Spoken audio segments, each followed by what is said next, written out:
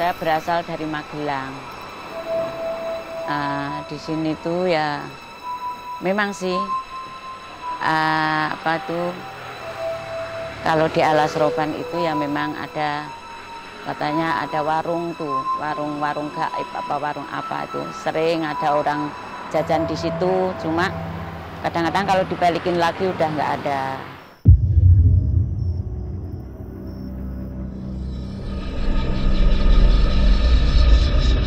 Titik yang disalahgunakan gitu. Selain memang ada kerajaan-kerajaan gaib yang usianya sudah cukup tua dan bahkan pemukiman gaib, Mas. Dan pemukiman gaib ini yang paling sering gampang bersinggungan dengan manusia ataupun warga yang ada di sini.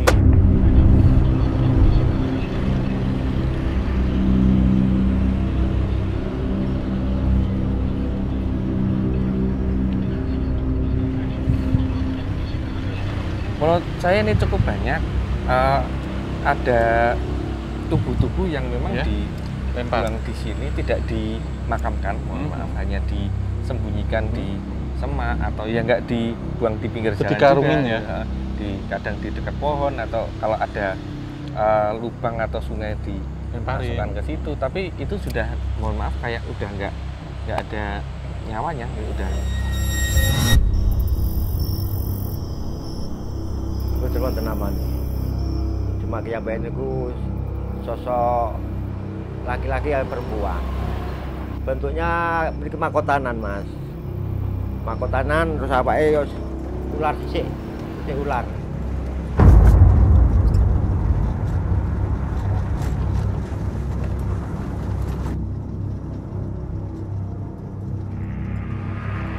Nama saya Butika. Saya di sini udah hampir 20 tahun. Saya berasal dari Magelang. Di sini tuh ya memang sih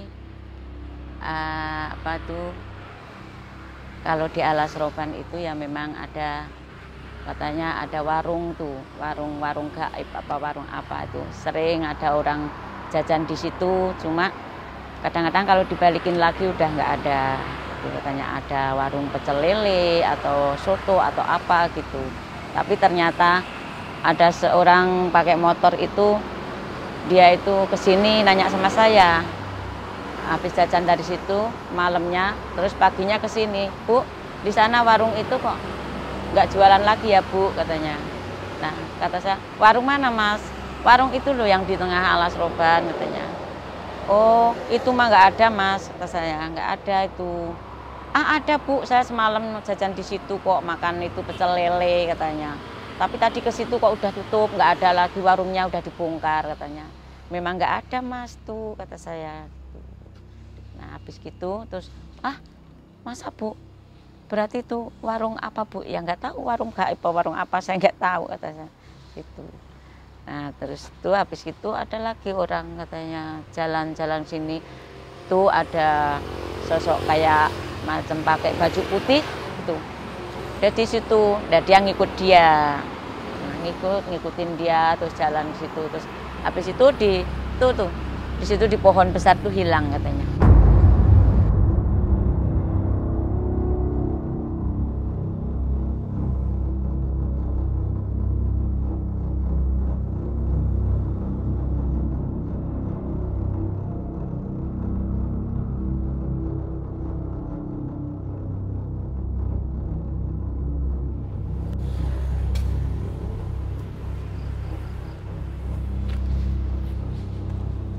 Halo Sobat Javanika, dimanapun kalian berada. Assalamualaikum warahmatullahi wabarakatuh. Salam rahayu, rahayu bagi kita semuanya. Ya, kita kembali lagi di gerbang antar dimensi kisah tanah Jawa. Dan kita juga kembali lagi, ya, ke tempat yang sudah pernah kita kunjungi 3 tahun yang lalu. Ya. Di sebuah hutan yang legendaris, fenomenal di Jawa, terutama Jawa Tengah, yang sampai hari ini masih diliputi cerita-cerita mitos dan mistis. Di Alas Roban. Sebelum kita nanti cerita banyak, 3 tahun yang lalu kan kita pernah kesini nih. Kemudian perjalanan itu berakhir dengan pecah kacir karena ada beberapa gangguan, bukan cuma Om Ho dan saya, tapi juga beberapa kru mengalami seperti itu. Kemudian setelah waktu berselang lama sekali, kita semacam apa ya, kayak terpanggil seperti itu. Terpanggil, tertantang, tapi bukan menantang. Karena di sini kita akan kembali menceritakan beberapa kisah yang dulu ini belum sempat kita ceritakan. Kita keburu ini nih, keburu kabur nih, seperti itu. Tapi sebelumnya perjalanan ke sini gimana, Om? Iya, itu memang waktu itu kita dadaan ya. Jadi kita sudah ada rencana untuk ke Alas Roban, tetapi tidak ada perhitungan dan kurang fixer waktu itu, ngefikin lokasi. Kita asal ambil gambar waktu itu, terus kita asal kunjungi juga. Dan sebenarnya itu masih setengah matang gitu, Mas Di. Lalu beberapa hari kemudian kita kesini lagi, dan setelah kesini juga masih kurang. Nah, Alas Roban ini kan sempat beberapa waktu yang lalu kan mencuat ya, ada cerita itu ya, beberapa cerita ini terangkat kembali. Salah satunya cerita tentang warung gaib. Itu. Nah, ini tadi sebenarnya kami dari tim Kisah Jawa ini sudah memiliki planning ya waktu itu jauh-jauh hari, pengen datang ke sini tapi dengan perencanaan yang lebih matang, dan kita juga berkunjungnya ke tempat-tempat yang dulu belum pernah kita kunjungi. Gitu. Kalau bagi saya sendiri ini kali keempat. Jadi KTJ 1, KTJ 2 on the spot, ini KTJ berikutnya, ketiga gitu, ketiga kali, empat kali sekarang gitu. Nah, kita berangkat dari Jogja pagi, kenapa? Karena kita biar bisa mensurvei, kita juga bisa mencari tempat-tempat ini waktu terang. Terus tadi dari paling bawah ya, jadi bawahnya lagi dari Sendang Poncowati, kita coba untuk menelusuri. Kita salah satunya lewati Sendang Poncowati, kemudian Beringin Putih, sampai Jati Rantai gitu. Jadi kita cek-cek ini dan kita mencari tempat-tempat yang dulu belum kita datangi, dan tempat-tempat yang dulu pernah kita datangi kita pertajam lagi rencananya. Kita lebih dalam. Karena satu hal yang menarik sebenarnya ini akan kita ungkap tentang sejarahnya ya, sejauh mana gitu. Karena ini sebenarnya kalau mungkin Sobat Javanica pernah nonton di tayangan Tinta Putih Company yang menelusuri jalan pos atau rute posweg Dendels itu dari Anyer sampai dengan Panarukan. Waktu itu kan kita hanya Anyer sampai Cadas Pangeran. Ini kita lanjutkan juga, jadi kita menelusurinya nanti di jalan yang melalui Alas Roban yang menghubungkan antara Batang, Kendal dan Semarang. Nanti kita cek nih daerah sini. Berikutnya coba kita nyari beberapa tempat yang waktu itu sempat kita sebut, yaitu tempat yang untuk pembuangan mayat. Oh, zaman-zaman orde. Termasuk sekarang aktual gitu. Kemudian juga kita akan coba menelisik sejarahnya, baik itu Mataram kuno sampai dengan Mataram Islam. Ada apakah di sini gitu? Karena ini sudah sangat lama banget ya, sudah sangat jauh banget. Dan tentunya di hutan itu pasti menyimpan banyak cerita, sejarah, kenangan, baik itu baik ataupun negatif. Gitu. Kemudian ini Om, kalau kita flashback ke video yang pernah kita buat di sini, mungkin teman-teman Javanica semuanya juga nanti kalau penasaran video yang mana, bisa cari episode di Alas Roban tahunnya sekitar 2019. Gitu. Nanti dicek di situ ada gangguan-gangguan apa, kemudian yang diceritakan apa.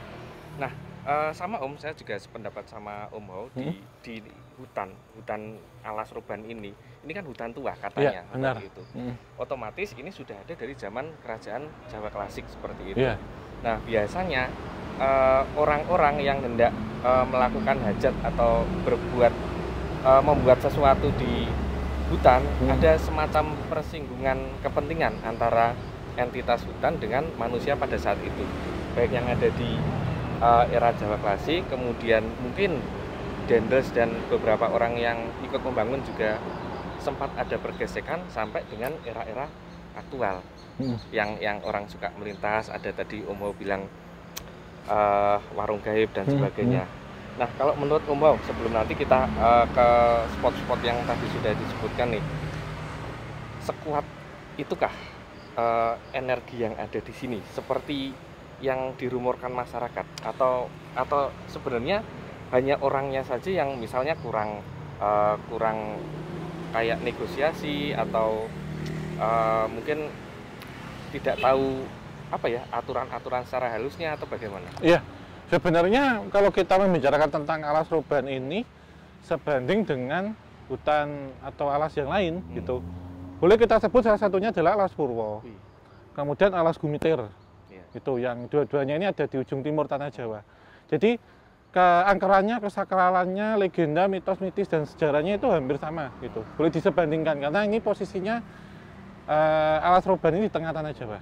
Dan banyak sekali mitos yang berkembang ya tentang penampakan sosok-sosok yang kita sebutnya Holedi ya. Sundel Bolong itu cerita sejarahnya klasiknya dari sini mesti. Orinya dari Iya, sini, iya. originnya. Iya, karena jalan lama ya, karena kita lihat di alas roban ini ada 5 jalan sebenarnya. Alas roban lama atau peninggalan jalan raya pos. Alas roban lama yang berikutnya, alas roban baru, itu yang sekarang jadi ring road. Kemudian jalan tol Trans Jawa, yang terakhir adalah jalan kereta api. Jadi ada 5 ini melintasi sini. Tapi dari cerita jalan ataupun alas roban lama yang menjadi jalan raya pos, itu yang paling tua dari keempat ini, Mas.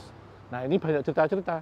Terutama dahulu orang sering ditunjuki sosok perempuan yang menggoda, mengadang orang yang kebetulan lewat sini, entah itu sopir ataupun dengan kendaraan bermotor atau kalau waktu itu dengan dokar, tapi punggungnya bolong, gitu. Selain memang ini satu jalur emas ya yang dipakai dulu jauh sebelum Dendels merapikan gitu. Jadi ada jalan yang dipakai oleh Sultan Agung waktu itu ketika mengirimkan bala tentaranya untuk menyerang VOC yang ada di Batavia. Nah, membuatkan lumbung-lumbung padinya itu di sini. Gitu atau menjadi satu daerah rest area pada waktu itu, Mas.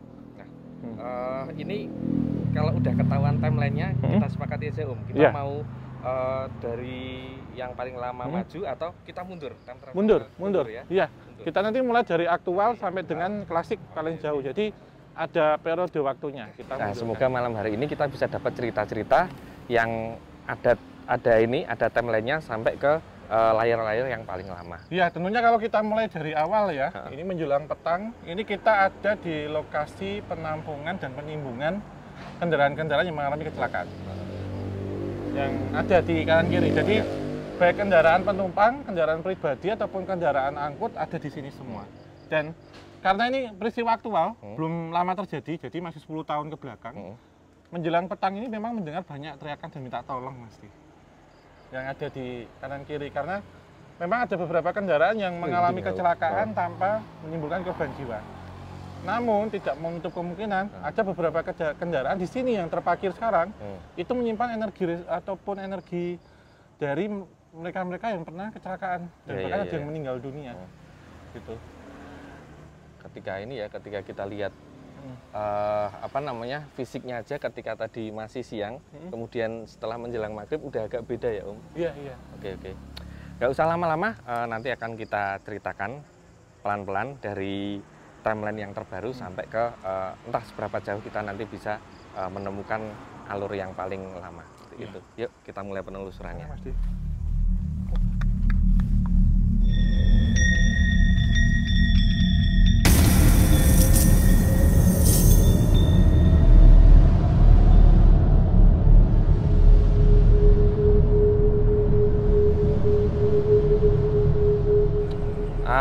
Bicara tentang hutan yang tua, terkhusus alas roban ini ya Om, ini kan pasti punya banyak cerita. Ada yang sudah jadi legenda, ada yang jadi mitos, ada yang masih akrab di masyarakat yang selalu menjadi buah bibir ketika orang mendengar kata alas roban. Nah, ini tadi ada beberapa cerita dari tutur masyarakat yang ada di sekitar jalur di depan kita ini Om, yang ini dikaitkan dengan fenomena-fenomena metafisik. Yang pertama tadi kan kita dengar tentang warung gaib. Kalau warung gaib ini kan pernah kita jumpai juga di beberapa hutan-hutan yang lain, kayak alas Mantingan yang ada di Ngawi. Nah, ternyata di alas roban ini juga ada. Nah, menurut Om sendiri Om, fenomena warung gaib itu gimana toh? Warung gaib itu kan sesuatu yang dia sebenarnya tidak terlihat, tetapi orang kadang bisa mampir situ untuk jajan, untuk makan. Nah, warung gaib ini kalau di alas roban sendiri sebenarnya bagian dari penduduk gaib yang menghuni kawasan ini gitu. Di malam-malam tertentu beberapa orang yang melintas, baik disengaja ataupun tidak, itu melihat ada warung yang ramai. Akhirnya karena lapar mampir, entah di situ jajan ataupun hanya sekedar minum, ngopi atau istirahat. Satu cerita yang pernah ada itu adalah warung gaib yang wujudnya itu warung tenda, pecel lele. Nah, gitu. Nah, ini ketika mampir situ ya makan apa adanya, Mas. Bahkan menu atau sajian itu sama seperti kita, nyata itu. Tapi warungnya ini nggak kelihatan. Untuk orang-orang tertentu saja yang bisa ngelihat. Konon ceritanya lokasinya itu tidak jauh dari gerbang yang menghubungkan dengan kerajaan Alas Roban. Itu. Om, ada bedanya nggak sih Om sebenarnya? Secara ini ya, secara ini gaib nih, ini iya, beneran kayak gitu. Secara kasat mata nggak bisa dibedain, Mas. Kalau untuk beberapa orang yang dengan tidak sengaja kemudian melihat tempat ini, gitu ya, mampir aja biasa, kerumunan gitu. Dan yang jajan ataupun yang ada di situ ya tidak mencurigakan seperti orang biasa, gitu. Nah, mungkin kalau fenomena apa ya, warung gaib seperti itu banyak nih Om, teman-teman Javanica saya yakin pernah dengar ceritanya atau bahkan mungkin mengalami sendiri seperti itu. Ada ini nggak sih, ada risiko atau sebenarnya ya itu nggak masalah ketika kita kebetulan dalam tanda kutip masuk ke warung gaib atau memang makanannya ada apanya atau ya sebenarnya nggak masalah ketika itu kita nggak ganggu ya setelah makan ya nggak apa-apa. Gimana? Nggak apa-apa sih sebenarnya. Di beberapa kejadian itu tidak terjadi satu masalah yang serius ya. Sakit perut atau enggak. Cuman mereka kadang setelah kejadian itu ketemu dengan warga ataupun orang cerita. Di tempat sana ada warung rame banget gitu. Jualan pecel lele gitu. Tanyain, ini warungnya sebelah mana? Sana itu cuma pinggir jalan, banyak pepohonan. Nah, baru setelah kejadian ini biasanya pengunjung atau mantan pengunjung itu akhirnya kaget. Karena tidak menyangka kalau yang didatengin atau yang dijajanin itu ternyata metafisik atau gaib, Mas. Kalau tadi Om bilang ini bagian dari aktivitas penduduk gaib yang mungkin bersinggungan dengan aktivitas penduduk beneran, penduduk manusia, berarti ada semacam perkampungan atau mungkin malah kota gaib di sekitar sini. Iya, karena menurut cerita ya lokasinya warung gaibnya itu lokasinya tidak jauh dari Beringin ataupun Jati Rantai tadi gitu di sekitaran situ. Dan kan kalau tadi kita sempat lewat ya di sekitaran Jati Rantai itu memang ada kayak lapang gitu. Nah itu yang biasanya didiriin tenda, Mas. Oh, kayak gila gitu ya? Nah, yang tadi loh kan ini jalannya kan tikung gini. Sini kan ada sedikit tanah lapang kan di situ. Jadi ya itu dibangun tenda gitu. Oh kayak gitu? Iya, jadi kayak seperti penyataan beneran kalau malam. Itu ini soalnya saya yakin banyak yang pernah dengar atau mungkin mengalami sendiri. Itu sebenarnya hari-hari tertentu atau ya random aja atau gimana? Iya, menurut cerita memang hari-hari tertentu. Oh gitu ya. Terutama di malam-malam sakral ya, seperti hanya Jumat Kliwon gitu. Dan terkadang tempat itu kan memang dulu tidak jauh dari itu juga ya. Dipakai beberapa orang untuk mencari peruntungan, seperti hanya minta nomor atau pesugihan. Dan jika tidak diberikan sesaji pada malam-malam tertentu tersebut, kadang nampak bayangan-bayangan aneh, entah itu bayangan putih atau bayangan merah, seperti kain yang tersangkut di atas pohon. Beberapa hari kemudian sering terjadi kecelakaan yang menelan korban jiwa. Lumayan ya, karena ada cerita berikutnya Om dari tutur warga juga. Katanya nih ada seseorang yang ya kayak cari nomor atau cari undian-undian kayak gitu. Kemudian di lokasi yang dipercaya bisa memberikan hal seperti itu. Ini ceritanya nih dikencingin gitu Om. Nah setelah dikencingin ya orang tersebut entah itu efek dari itu atau enggak dia kena malapetaka seperti itu. Kaitannya ada nggak dengan yang Om ceritakan tadi? Kaitannya ada. Oh, gitu. Kaitannya ada karena di sekitaran Alas Roban ini sendiri kan banyak titik-titik yang disalahgunakan Gitu. Selain memang ada kerajaan-kerajaan gaib yang usianya sudah cukup tua dan bahkan pemukiman gaib, Mas. Dan pemukiman gaib ini yang paling sering gampang bersinggungan dengan manusia ataupun warga yang ada di sini. Memiliki 7 tahun. Namanya Suroto. Tahun 2015. 15. Ono wong golek nomor, Mas, kula sajane kula uyuhi. Terus sosok sing tem niku mboten trima. Niku maring ten Giyong gelut kalih kula. Sosoknya apa, Pak? Sosoknya ular. Ular ndas kepala orang. Oh, kula niku sadian rica-rica keliling, Mas. Rica-rica keliling kula istirahat ten mriku. Terus wonten tiyang ngulari nomor sajeni ngoten lho, Mas. Kula uyuhi. Lebar niku kiyambake niku sing sosok tem niku mboten trima marang ten Giyong. Gelut kalih kula, sing setri kula paringi arta 50.000 kula purun kesah. Sing jaler mboten purun gelut. Kula pun digubet saawak ngoten pun digubet kalih ular niku, Mas. Kula kantun kiambake tangan sama tangan ngoten niku, Mas, tekak-tekaan. Kiambake kalah terus nyembrut kula wes ngoten niku, Mas. Mripate mboten weruh setahun. Ngeten, Mas. Kala dene sing momong kula ki ngelekke tulung njaluk ngapura. Kajeluk ngapura mriku napa niku mbahne kula napa sosok sing momong kula niku mboten ngertos, Mas. Kan nyuwun ngapura ta mriku. Terus kula nyuwun ngapura ta mriku. Terus kan mriku dalu. Terus mriku. Terus niku wonten bayangan ngoten niku, Mas, liwat ngoten kok ces. Kaya diparingi es ngoten kok, Mas, langsung biak ngoten mripate kula. Terus kula ya Allah, Dik, mripatku weruh kula ngoten. Kejadian tahun pinten, Pak? Tahun 2015. Pak, sosoknya detailnya kasus pripun to, Pak, sing nyerang jenengan? Enten asmane mboten, Kak? Mboten wonten namane. Cuma kiyambake niku sosok laki-laki ya perempuan. Sing perempuan kula paringi arta 50.000 purun kesah, lah sing jaler mboten trima. Bentuknya seperti apa, Pak? Bentuknya mriki makotanan, Mas. Makotanan terus apake yo ular sisik ular. Alasan jenengan nguyuhi tempat niku kenapa, Pak? Ngeten, Mas. Mosok kowe tok disuni nomor terus ngoten niku lho, Mas. Ora nyuwun mbek urip pak nyuwun ya mbek sing ngoten niku lho, Mas, kula ngoten. Terus kula uyuhi. Temen kula mboten remen, mosok suwuni arta larene 12.000 di lampu kreangan kok damel numbas nomor ngoten lho, Mas. Ya tok kula uyuhi. Terus Pak, tadi kan jenengan cerita juga sering dapat gaman niku. Niku nganu, Mas, setiap kula badhe wonten masalah kalih tiyang mesti diparingi, Mas. Nggih. Dalam bentuk apa, Pak? Bentuknya kadang niku seperti siung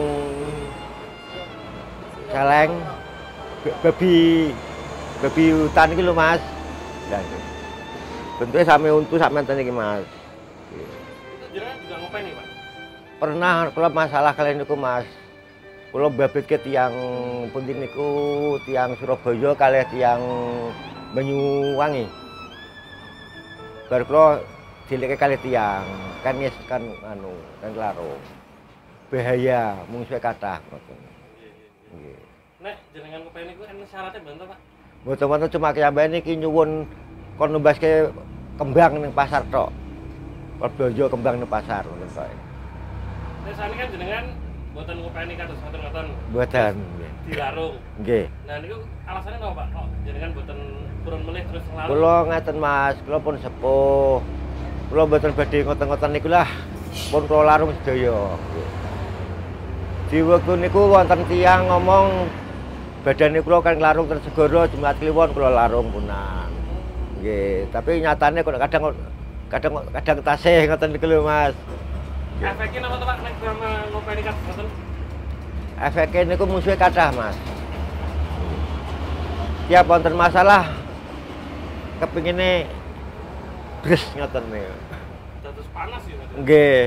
Padahal niku sing ngendhalike mboten kula kiyambake. Nek kula kan cuma asale ragane di napa niku disilih abete.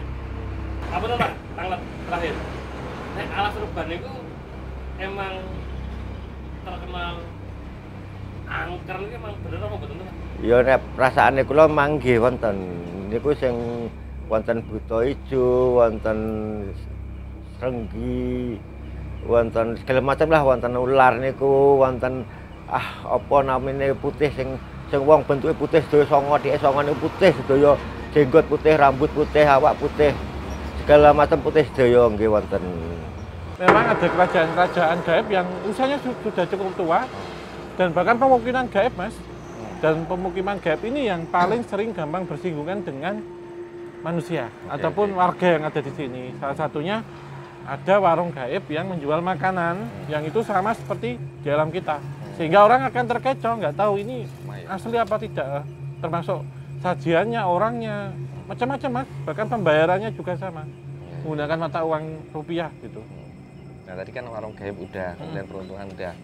Ini kan suka banyak truk melintas ya Om. Kalau truk gaib itu sebenarnya ada nggak sih? Ada. Atau bis gaib yang ini, yang khusus yang alat lewat sini. perubahan? Ada. Nah itu gimana? Itu- Masa itu penghuni juga? Iya, ada yang memang berasal dari kendaraan-kendaraan yang pernah mengalami kecelakaan. Kemudian mereka termanifestasi ke dimensi astral. Ada juga bis gaib, Mas. Jadi bis gaib itu seperti halnya kita pernah cerita kereta gaib. Ya. Yang itu memang melintasi daerah sini dan dulu masih mengangkut penumpang. Jadi ada orang yang naik bis gaib itu dari Jakarta tujuan Jawa Timur misalnya atau Jawa Tengah. Pagi pasti ditemukan di sini dalam kondisi linglung atau tertidur. Penumpang nyata gitu. Nah ditanya tadi naik apa gitu. Naik bis ini gitu. Tapi itu kan bis ini sudah nggak beroperasi dan sudah nggak ada gitu. Jadi beberapa yang pernah mengalami kecelakaan, termasuk truk-truk yang boleh dibilang kayak ekspedisi gaib gitu. Jadi mereka truk-truk besar, Mas, yang ngirim dan saat dilihat nggak ada sopirnya, truknya jalan sendiri. Ekspedisi gaib ini baru ini. Mungkin isinya paket-paket gaib ya Om? Iya. Jalan gaib maksudnya. Iya. Oke. Melintasi daerah dan paling mengerikan yaitu ada kendaraan jalan sendiri tanpa penumpang, Wih. tanpa sopir. Oke. Cuman kalau ini agak mengkhawatirkan ya Om, kalau Iya. yang kendaraan gaib. Soalnya kalau kita numpang nggak tahu nanti kita Akan dibawanya di mana? kemana. Ya terkadang dari arah yang berlawanan truk itu lewat, ketika didekati hilang atau kemudian terburu-buru membanting setir. Nah ini kadang yang mengecoh kejadian kecelakaan di sini. Terakhir Iya. tentang kecelakaan. Kalau kita lihat medannya, ini kan memang medan berpotensi Rawan, memang rawan kecelakaan, banyak tikungan, kemudian naik turun, kemudian kalau mungkin teman-teman Javanica pernah melintas di kawasan Alas Roban, banyak warung-warung yang jual kayu dengan apa ya? Kayu yang dikasih gagang, yang itu fungsinya sebagai ganjel, sebagai untuk menahan roda, biasanya roda truk atau kendaraan-kendaraan besar. Nah, cuman ya karena memang sudah bawaan lokasinya dianggap dalam tanda kutip horor, kemudian banyak mistisnya, ini juga dikaitkan dengan hal-hal metafisik seperti itu. Peran serta mereka ada juga nggak di kecelakaan ini? Ada Mas. Ada. Termasuk sebenarnya secara ini ya, secara fisika ataupun geometrik jalan, lokasinya kan berliku-liku kayak ular, Mas. Gitu. Dan ini posisinya nanjak, menikung, sehingga kendaraan-kendaraan yang memiliki kondisi ini ya, kondisi yang tidak baik ya, baik itu seperti rem contohnya atau kopling, sering mengalami slip di sini. Dan hati-hati ya ketika lewat sini dalam kondisi hujan malam hari. Karena roda ataupun ban itu bisa slip karena kondisinya menurun tajam dan berkelok. Namun di selain itu memang ada gangguan-gangguan secara metafisik, salah satunya kerajaan-kerajaan gaib dan juga buangan. Buangan ini tujuannya misal ada orang dengan tujuan negatif datang ke paranormal untuk tujuan ilmu, pesugihan, dibuangnya juga di sini, Mas.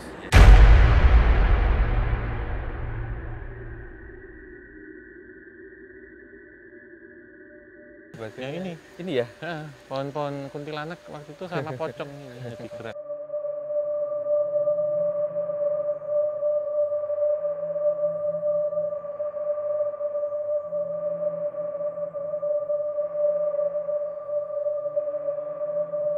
Atau semacamnya yang kalau kita rasakan energinya ini feminin, Iya. banyak perempuan dan sebagainya. Cuman ketika kita sering dengar apa ya, cerita-cerita tentang peri, mindsetnya itu kan menggoda Om.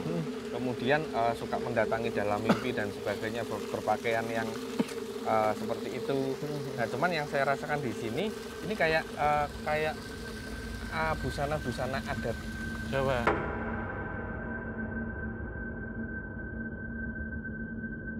Memang menghubungkan dua desa gitu Mas Di, dan lokasi ini juga boleh dibilang angker. Jadi banyak sekali kejadian-kejadian atau penampakan yang kadang nongol ataupun lewat, dan termasuk ini salah satu destinasi waktu itu di tahun 80-an untuk membuang mayat-mayat yang disangka atau diduga dari salah satu operasi pada waktu itu untuk pemberantasan preman gitu. Ya.